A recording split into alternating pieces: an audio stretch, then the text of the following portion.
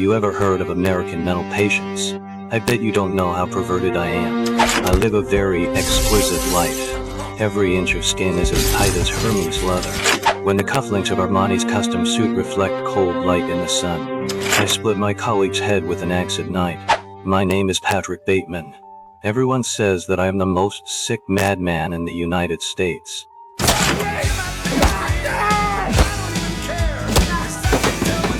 The new business card on the edge of the morning meeting table is like a silent massacre.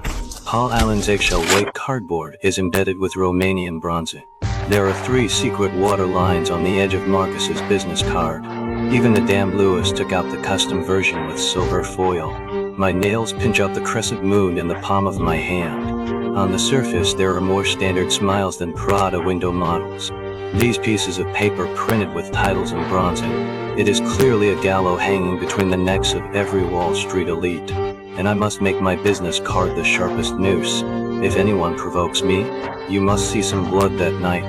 Paul Allen's business card is more advanced than mine, so I'm going to kill him. When he wiped the corners of his lips with a tissue for the 3rd time, I have split his eyebrows with an axe in my mind. Back to the penthouse on 81st Street. I stepped on the Versace carpet and walked to the wine cabinet. When pouring the wine, deliberately let the ice hit the glass and make a crisp sound. This is an ultimatum for prey. The moment the raincoat is zippered to the lower jaw, George Michael's father figure just cut to the chorus. The wind when the axe was raised shocked the wall lamp. In Allen's frightened pupils, I saw my distorted reflection. It overlaps with the daytime of suits and leather shoes into a double exposure. The curvature of the brain splashing on the Persian carpet. It excites me more than any modern art. Under the original top-minus quality customized suit, what is hidden is the flesh and blood that is cheaper than the tramp. The street girl's mascara fainted into a dirty butterfly on the sheets. They can't understand what I'm talking about the Merlin Securities merger and acquisition. But he made a stupid surprise at the H-shaped logo on Hermes' belt buckle. I pinched the stopwatch to calculate the precise release of 12 seconds. The bruise pinched by their fingertips on their backs. It's just a limited scar included in this high-end consumption. When the chainsaw stuck the shoulder blades of the second girl, I suddenly remembered Serena's smile when she said she was going to marry Lewis. It turns out that in this world of measuring value with the thickness of business cards, even killing is just another form of luxury consumption. When the detective visited, I was in the office wiping a pen with a cotton swab dipped in Goulon water. He mentioned Paul Allen's disappearance, but I stared at the slanted diamonds on his tie. People of this taste are not qualified to investigate my perfect crime. Until one morning, I only found decoration waste in Allen's apartment debris.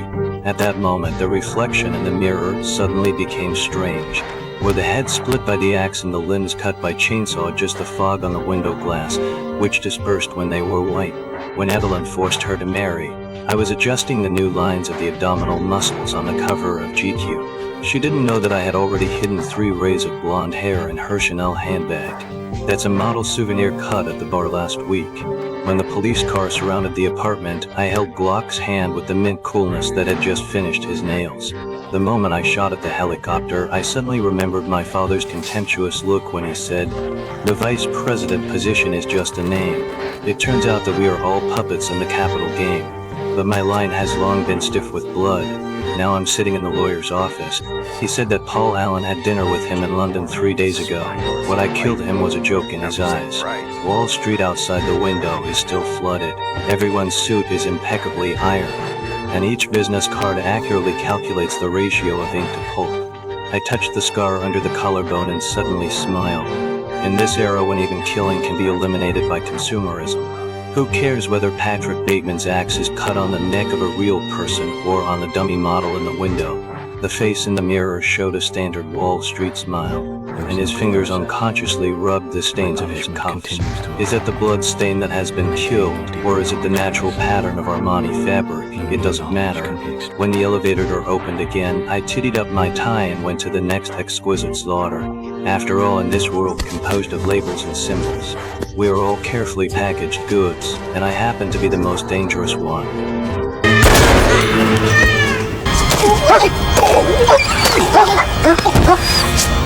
Oh!